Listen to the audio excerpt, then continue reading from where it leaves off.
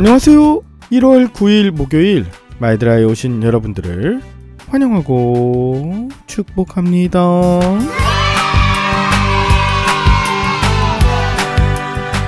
오늘은 우리 목회자 팀이 돌아오는 주일에 있을 재직 세미나를 준비하는 날입니다.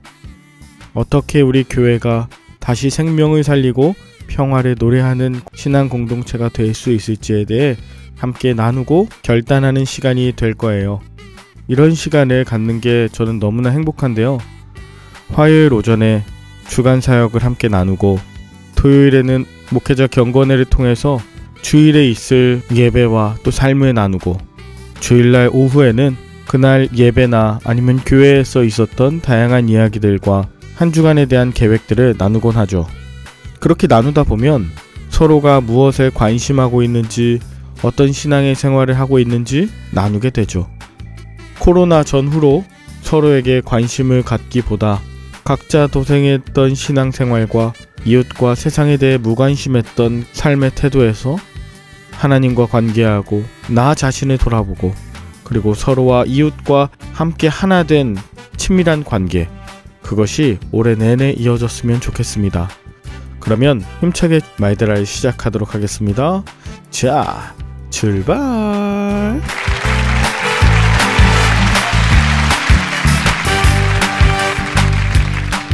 자, 오늘은 욥기 36장을 묵상해 봅니다. 어떤 어려움을 만나 힘들어하는 사람에게 하나님께서 더 크게 쓰시려나 봐요 라고 말씀하신 적이 있으십니까? 물론 고난 자체가 하나님의 뜻이 아닐지라도 그 고난 안에서 발견할 수 있는 하나님의 뜻이 있죠. 사실 고난 중에 있는 사람에게 그 고난을 통해 어떤 유익을 얻을 수 있는지 가르치는 건 우리가 할 몫이 아닙니다. 그것은 철저하게 하나님의 영역입니다. 욥의 세 친구는 고난의 원인에 대해서 가르쳤잖아요. 네가 죄를 많이 줘서 그렇다. 근데 지금 엘리후는 고난의 유익에 대해서 이야기하고 있어요. 고난당하는 자로 하여금 깨닫게 하시는 그 부분을 침탈한 것입니다. 강도 만난 이웃이 있다. 그러면 우리가 해야 하는 일은 강도 만난 것에 대한 유익이 무엇인지 가르치는 것이 아니라 저 선한 사마리아인이 되어 주어야 하는 것이죠. 하나님은 때로 환난의 줄로 우리를 묶으시고 그 교만의 행위를 알게 하십니다. 우리의 귀를 열어서 교훈을 듣게 하시고 죄악에서 돌아오게 하십니다. 고난이 아니고서는 깨달을 수 없는 우리의 은밀한 죄악도 알려주시고 고난이 아니고서는 낮아지지 않는 우리의 교만을 꺾으십니다. 십자가를 직접 통과해서 그 고통의 참 의미를 가르쳐 주십니다. 그렇게 하나님께서는 곤고한 자를 그 곤고에서 구원하시고 학대당할 즈음에 그의 길을 열어서 하나님의 말씀을 듣게 하십니다. 고난이 다 죄인을 돌이키고 믿음을 성장시키는 것도 아닙니다.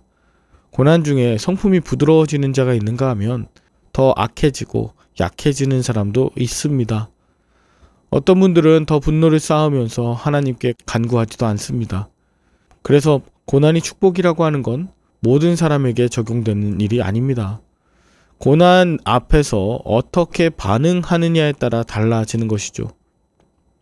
왜 내게 이런 일이 일어났냐고, 왜 나만 이런 일을 겪냐고 할 수도 있지만 내게도 이런 일이 일어날 수 있고 나니까 이런 일이 일어났구나 라고 겸손하게 인정할 수도 있습니다. 고난의 터널을 불평하며 지나갈 수도 있고 기도하며 자신을 성찰하며 지나갈 수도 있습니다. 고난이라고 하는 그 상황을 기름진 상으로 바꾸는 것은 이런 우리의 반응에 달려 있는 것이죠. 그러니 고난 가운데서 힘들다고 악을 선택하지 말아야 합니다. 엘리후는 욥에게 고난 가운데 빠지기 쉬운 해결책을 선택하지 말라고 충고해요. 분노에 빠져 마음이 상하거나 돈으로 해결하려 한다거나 죽음으로 도피하지 말라는 것입니다. 즉 하나님이 아닌 다른 것을 선택하는 건 또 다른 악을 선택하는 것이라 말하는 것이죠.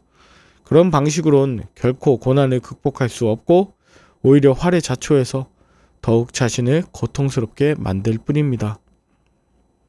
또한 하나님이 고난을 주신 뜻을 생각하지 않고 빨리 고난을 벗어나는 데만 신경 쓰면 결과적으로는 그 어떤 것도 배우지 못하게 되죠. 자, 엘리후는 욥이 더 이상 하나님을 가르치지 말고 어서 주께 돌아와 순종하라고 요청하고 있습니다.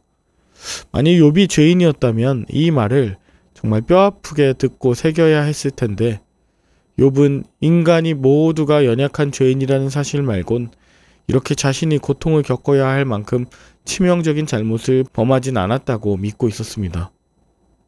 그래서 엘리후는 그대는 하나님께서 하신 일을 기억하고 높이라 잊지 말지니라 인생이 그의 일을 찬송하였느니라고 24절에 말합니다. 그러나 이론과 현실은 다릅니다. 엘리후가 갖는 신학적인 프레임은 그 모든 고난과 위급 상황을 다 설명하기엔 역부족이었습니다. 그래서 욥의 고난의 상황에 보편적인 하나님에 관한 지식을 털어놓을 뿐 자신이 얼마나 단편적으로 하나님을 이해하고 있는지 인식조차 하지 못합니다. 그래서 27절부터는 엘리후가 욥에게 폭풍우를 일으키시는 하나님의 모습을 그리면서 하나님이 만드신 비와 우레와 번개가 악한 자에게 심판의 도구고 또 선한 자에겐 이른 비와 늦은 비를 골고루 주셔서 풍성한 음식을 주시는 축복의 도구로 사용하신다고 합니다. 맞는 말 같은데요. 이건 역시 전형적인 인과응보의 원리에 그칩니다.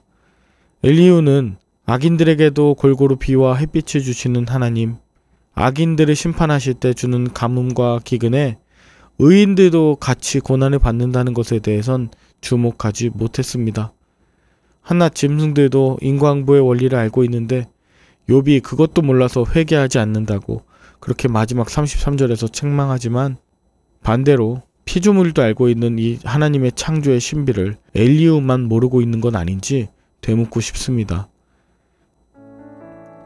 여러분은 오늘 본문을 통해 무엇을 느끼셨나요? 어떤 상황과 시대 정신에 맞게 말씀은 재해석되어야 합니다. 오늘 엘리후가 욥의 고통에 대해선 잘 알지도 못하면서 제멋대로 하나님에 대한 보편적인 지식으로 그를 난도질하고 있습니다. 물론 하나님을 높이려는 선한 의도에서 그렇게 하긴 했겠지만 결과적으론 편파적인 하나님에 대해서만 강조하고 욥에게도 큰 아픔을 주고 말았습니다. 엘리후는 고난이 단지 악인에게만 징벌로 임하는 것이 아니라 계몽과 교훈의 목적을 위해서도 주실 수 있다고 말하긴 하였지만 여전히 욥을 죄인이라고 전제하면서 하는 말이기에 유익한 조언이 될 수 없었습니다. 물론 욥이 죄인이었다면 엘리후의 말은 단 하나도 버릴 것 없는 맞는 말이었죠.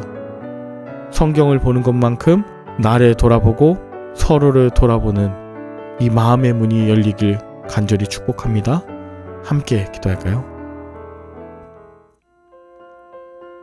하나님 아버지, 우리는 살면서 그러려니 하면서 상대의 의중을 지레 짐작하고 상상하곤 합니다. 그래서 자주 실수합니다. 누군가에게 기대를 걸어서 실망하기도 하고 다른 사람이나 상황을 오해했다는 것을 뒤늦게 깨닫기도 합니다. 주님, 하나님에 대해 가르치려 하기보다 먼저 그 사람의 마음을 듣고 그 안에서 역사하시는 하나님을 발견하게 하옵소서. 내 손과 발로써 하나님의 긍휼하심을 전하는 복된 하루 되게 하여 주시옵기를 예수 그리스도의 이름으로 기도 올리옵나이다. 아멘. 오늘도 좋은 하루 되시길 바라며 저는 내일 다시 찾아뵙도록 하겠습니다. 샬롬.